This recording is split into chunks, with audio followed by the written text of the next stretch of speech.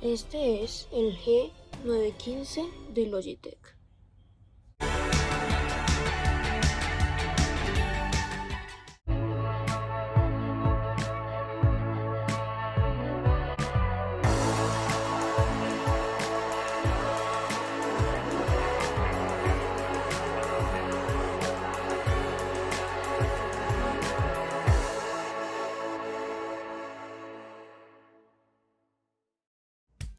El G915 que yo obtuve tiene un tipo de tecla mecánica clicky. También está disponible en táctil y linear. Además, este teclado trae diferentes botones para los diferentes perfiles de memoria que tú puedes configurar, un botón para crear macros, un botón para conectarlo a USB y Bluetooth, un botón para juegos el cual deshabilita la tecla Windows y las que tú quieras, un botón de iluminación con 5 diferentes tipos de iluminación.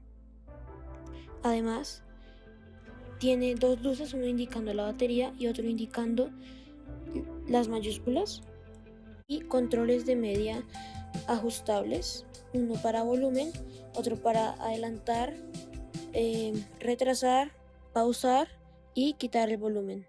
Además tiene 5 botones para macros. Este teclado tiene un precio de $250, un poco exagerado, pero va a valer la pena. Este teclado es increíblemente pequeño, viniendo a una altura de 22 milímetros más las teclas. Tiene una altura de 0, 4 y 8 grados. Es simple y didáctico de manejar. El teclado tiene de 30 a 48 horas normales de batería si se deja todo el tiempo prendido, pero puede llegar a durar hasta 150 horas.